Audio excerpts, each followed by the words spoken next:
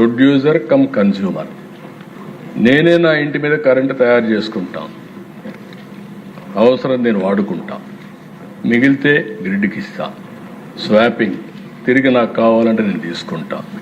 Monthly బిల్లో adjust చేసుకుంటాం. ఒకవేళ సర్ప్లస్ ఉంటే మీకు డబ్బులు తిరిగి పే చేస్తాం. మీరు ఎక్కువ వాడుకుంటే మీరు డిపార్ట్మెంట్కి కడతారు. అదే మరి అన్ని సబ్స్టేషన్లు అక్కడనే పవర్ జనరేట్ చేసి అవసరమైతే అక్కడ కూడా స్టోరేజ్ పెట్టి ఏ సబ్స్టేషన్ ఆ సబ్స్టేషన్కి సర్ప్లస్ చేసే కార్యక్రమాన్ని కూడా ఆలోచిస్తున్నాం. గ్రిడ్లో కూడా పెట్టి మీరు దీని మీద శ్రద్ధ పెడితే ప్రతి ఒక్క ఇల్లు సోలార్ తయారు చేసే హౌస్గా తయారవుతుంది. ఇంకా కరెంటు కొనే పని ఉండదు. అదే సమయంలో ప్రతి ఒక్క పొలం దగ్గర కూడా పెట్టుకోగలిగితే రైతుకు కూడా ఇబ్బందులు ఉండే పరిస్థితి రావు. దీనికి కేంద్రం కూడా ఇస్తున్నట్టు నేను చాలాసార్లు చెప్పాను. కుసుమ్ గారి రెండు చేయాల్సిన అవసరం ఉంది.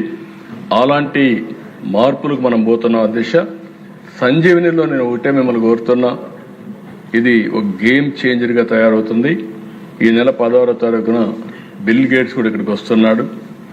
వాళ్ళ గేట్స్ ఫౌండేషన్ తరపున గ్లోబల్ నాలెడ్జ్ టెక్నాలజీ తీసుకొచ్చే బాధ్యత ఆయన తీసుకున్నాడు. మనం కూడా దాన్ని డిజిటల్ హెల్త్ రికార్డ్స్ అని ఎస్టాబ్లిష్ చేశాం.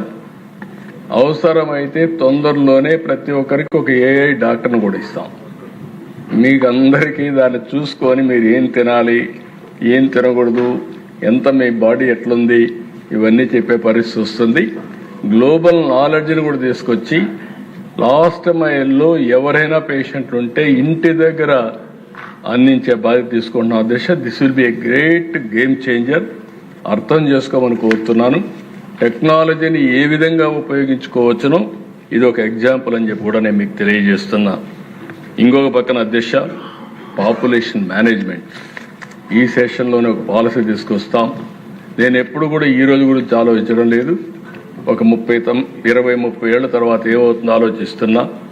ఈరోజు మీరు ఒక్కసారి చూస్తే మనం 1.5 ఫెర్టిలిటీ రేట్, 2.1 ఉంటే రీప్లేస్మెంట్ లెవెల్, దానికంటే ఎక్కువ ఉంటే జనాభా ఎక్కువగా వస్తుంది. ఇప్పుడు ప్రపంచం మొత్తం జనాభా పెరిగే పరిస్థితులు తక్కువ కనపడొస్తున్నాయి. China, Japan, South Korea, Europe అన్ని దేశాల్లో ఈ సమస్య వచ్చింది. ఇండియా యాజ్ ఆన్ టుడే 2 అంటే ఎగ్జాక్ట్గా తగ్గాం. ఈ అడ్వాంటేజ్ ఇంకా ఒక 20 ఏళ్ళు ఉంటుంది. తర్వాత ఇండియా కూడా ఏజింగ్ కంట్రీ అవుతుంది. దానికంటే ముందు సౌత్ ఇండియా మనం అందరం కూడా ఏజింగ్ ప్రాబ్లం వస్తూ ఉంది. ఆల్ ఇండియా లెవెల్లో 28 ఏళ్ళు ఏజింగ్ ఉంటే, యావరేజ్ ఏజ్ ఉంటే మంది